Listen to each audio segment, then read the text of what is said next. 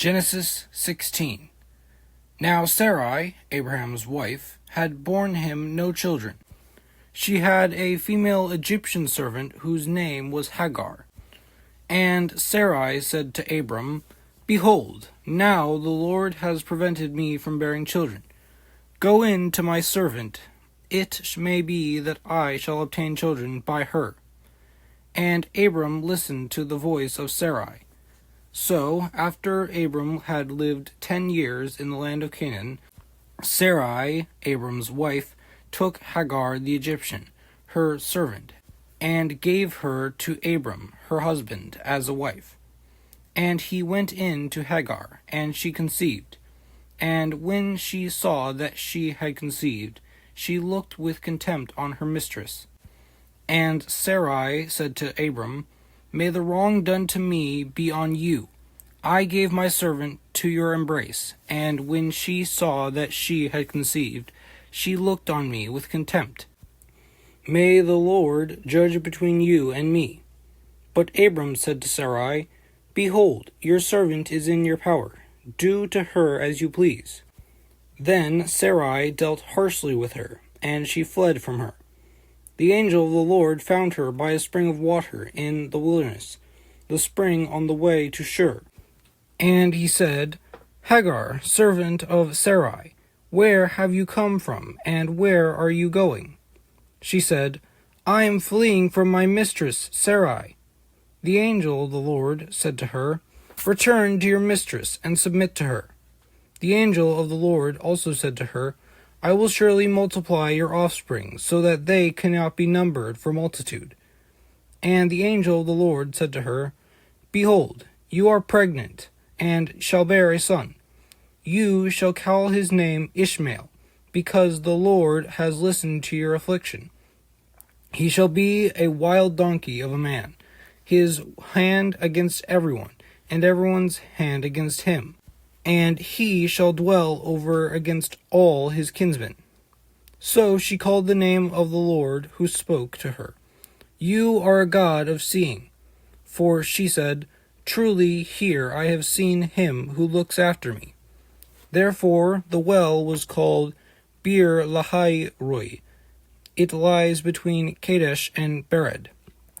And Hagar bore Abram a son, and Abram called the name of his son, whom Hagar bore, Ishmael. Abram was 86 years old when Hagar bore Ishmael to Abram. Genesis 17. When Abram was 99 years old, the Lord appeared to Abram, and said to him, I am God Almighty. Walk before me and be blameless, that I may make my covenant between me and you, and may multiply you greatly. Then Abram fell on his face, and God said to him, Behold, my covenant is with you, and you shall be the father of a multitude of nations. No longer shall your name be called Abram, but your name shall be Abraham, for I have made you the father of a multitude of nations. I will make you exceedingly fruitful, and I will make you into nations, and kings shall come from you. And I will establish my covenant between me and you, and your offspring after you, throughout their generations, for an everlasting covenant, to be God to you, and to your offspring after you. And I will give to you, and to your offspring after you, the land of your sojournings, all the land of Canaan, for an everlasting possession, and I will be their God. And God said to Abraham, As for you, you shall keep my covenant, you and your offspring, after you throughout their generations.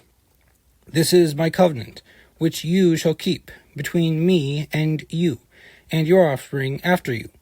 Every male among you shall be circumcised. You shall be circumcised in the flesh of your foreskin, and it shall be a sign of the covenant between me and you.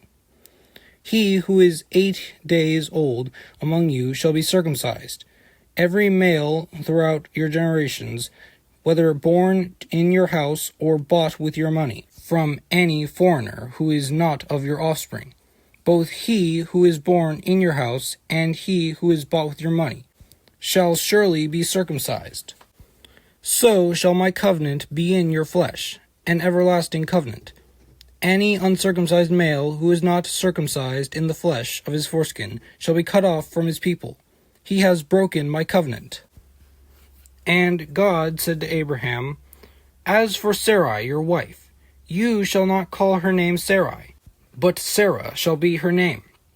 I will bless her, and moreover I will give you a son by her. I will bless her, and she shall become nations. Kings of peoples shall come from her. Then Abraham fell on his face, and laughed, and said to himself, Shall a child be born to a man who is 100 years old? Shall Sarah, who is 90 years old, bear a child? And Abraham said to God, Oh, that Ishmael might live before you. God said, No, but Sarah your wife shall bear you a son, and you shall call his name Isaac. I will establish my covenant with him as an everlasting covenant for his offspring after him. As for Ishmael, I have heard you. Behold, I have blessed him, and will make him fruitful, and multiply him greatly. He shall father 12 princes, and I will make him into a great nation. But I will establish my covenant with Isaac, whom Sarai shall bear to you at this time next year. When he had finished talking with God, God went up from Abraham. Then Abraham took Ishmael his son, and all those born in his house, or bought with his money, every male among the men of Abraham's house, and he circumcised the flesh of their foreskin that very day, as God had said to him. Abraham was 99 years old when he was circumcised in the flesh of his foreskin, and Ishmael his son was 13 years old when he was circumcised in the flesh of his foreskin. That very day Abraham and his son Ishmael were circumcised, and all the men of his house, those born in the house and those bought with money from a foreigner, were circumcised with him. Genesis 18. And the Lord appeared to him by the oaks of Mamre, as he sat at the door of his tent, in the heat of the day. He lifted up his eyes and looked, and behold, 3 men were standing in front of him. When he saw them, he ran from the tent door to meet them, and bowed himself to the earth, and said, O Lord, if I have found favor in your sight, do not pass by your servant. Let a little water be brought, and wash your feet, and rest yourselves under the tree, while I bring a morsel of bread, that you may refresh yourselves, and after that you may pass on, since you have come to your servant. So they said, Do as you have said. And Abraham went quickly into the tent to Sarah, and said, Quick, 3 seahs of fine flour, knead it, and make cakes. And Abraham ran to the herd, and took a calf, tender and good, and gave it to a young man, who prepared it quickly. Then he took curds and milk, and the calf that he had prepared, and set it before them. And he stood by them under the tree while they ate. They said to him, Where is Sarah your wife? And he said, She is in the tent. The Lord said, I will surely return to you about this time next year, and Sarah your wife shall have a son. And Sarah was listening at the tent door behind him. Now Abraham and Sarah were old, advanced in years.